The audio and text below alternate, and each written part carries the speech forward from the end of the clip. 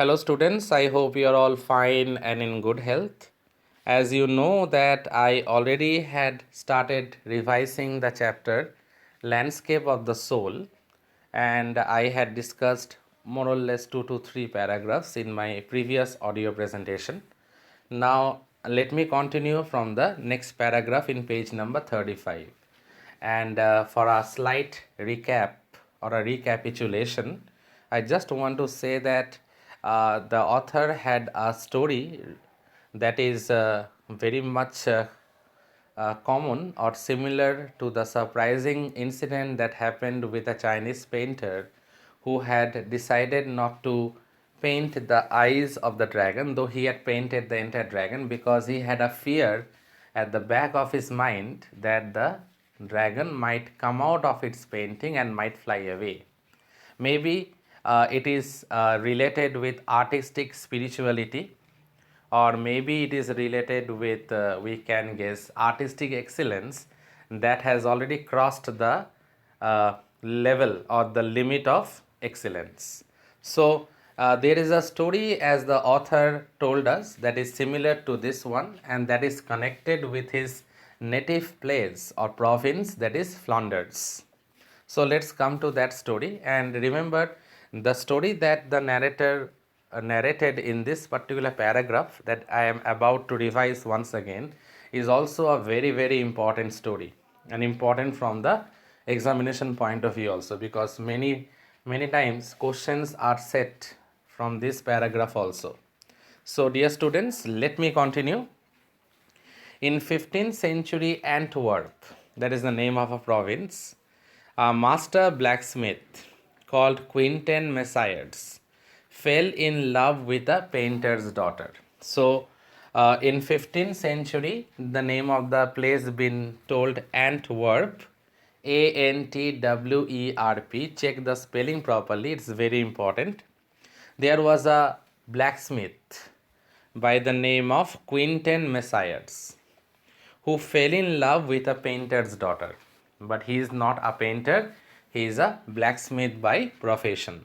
Now, what he will do to win the heart of the girl, and also in order to get the permission or the consent from the girl's father to marry the girl, what he will do?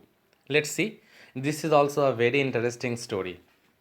The father would not accept a son in law in such a profession, because Quinten himself was a blacksmith by profession. So, the father of the girl, who was a painter, as we get to know right now, he won't accept his son in law, who is a blacksmith. He wanted his son in law to do some more worthy profession. So Quinten sneaked. Actually, the meaning of sneaked means to enter some place or some room very carefully and stealthily. Stealthily, creepily or stealthily, sneaking out, as we can say. So Quinten sneaked into the painter's studio. Painter studio means the studio of the girl's father, because as already been told to us that the girl's father was a painter. So let's see what Quinten do. So Quinten sneaked into the painter studio and painted a fly on his latest panel. Latest panel means, actually, panel here means the borders of a painting canvas. We can say the border region of the painting canvas. So what Quinten did, he entered secretly, stealthily, creepily inside the painter's studio, that is the studio of the girl's father, and there was a painting canvas. Instead of drawing anything in the canvas, he had drawn a fly. Simple fly he had drawn near the border region of the painting canvas. So let me continue. So Quinten sneaked into the painter's studio and painted a fly on his latest panel with such delicate realism that the master tried to swat it away before he realized what had happened. So later, when the girl's father, that is the master painter, entered his painting studio, he actually thought that it is a real fly because Quinton had drawn it with utmost credibility, with great artistic excellence, and this is an example of delicate realism, that the fly seems so real, but actually it was painted by Quinton. And at the very beginning also, instantly the master painter thought that it is a real fly, but on close inspection finally he realized that it is not a real one. There lies the concept of delicate realism. So, and this particular incident impressed the master painter, and he decided to tutor Quinton in painting. So, let's see. Quinton was immediately admitted as an apprentice into his studio. So, he was so impressed that he called on Quinton and immediately considered him to be his student, apprentice or trainee, we can say. He married his beloved, and there was no problem after that, rather, because the painter was so impressed, and it became easy for Quinton to marry the girl he loved. So he married his beloved and went on to become one of the most famous painters of his age. Not only that, he pursued painting. He was a blacksmith, as been told at the very beginning of this paragraph. But after this incident, the girl's father was so impressed that he decided to tutor Quinton related with painting. And not only that, he married the girl of his life and love. And later, Quinton himself became one of the most famous painters of his age, that is the 15th century. These two stories illustrate what each form of art is trying to achieve, this one and the dragon one. A perfect illusionistic likeness in Europe, the essence of inner life and spirit in Asia. Now, when we consider the dragon part or the dragon story, it is related with inner life spiritualism. That is because that story is related with Asia, that is the dragon one. And the one related with Quinton Messias, it is related with illusionistic likeness. And another term, dear students, you have to memorize, that is delicate realism. These two things are very much prominent terms that are associated with this 15th century story of Quinton Messias that happened in the place called Antwerp. And another one is that the spirituality, the inner essence of beauty and art, that is related with the dragon incident. That the painter, he was very scared that the dragon might come out of his painting and fly. So that incident is related with essence of inner beauty, spiritualism.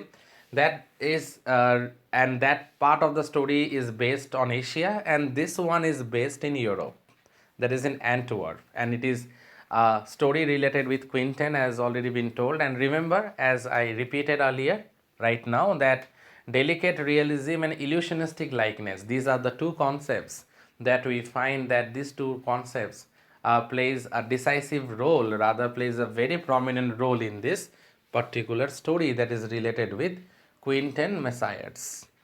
Now, dear students, I am moving on to the next paragraph. The previous paragraph was a very lengthy one, and as I already told you, very important from the examination perspective. So now I am moving on to the next paragraph. See, it is written, the Chinese story. Remember the story that we read at the very beginning, 8th century, and the story that was related with Wu Daozi. See, another an instance of that story has been stated again in this paragraph. In the Chinese story, the emperor commissions a painting. And remember Wangzong, the Chinese emperor, he commissions a painting, that is, his palace wall should be painted in a beautiful manner, landscape painting, and he commissions Wu Daozi to paint that. That incident already we get to know. So I repeat, in the Chinese story, the emperor commissions a painting and appreciates its outer appearance, exterior part. Obviously, remember the emperor haven't went inside the cave. It was only Wu Daozi who went inside. And he was very much eager to lead the emperor to follow his footsteps inside the cave.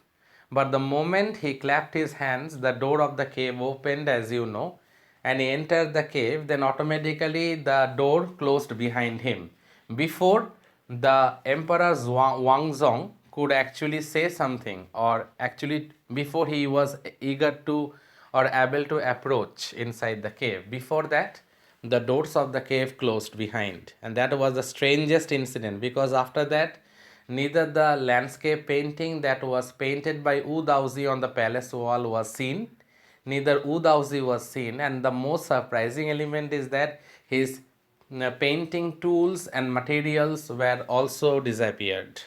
So let's move on. But the artist reveals to him the true meaning of his work. True meaning, dear students, here means the true essence of his work.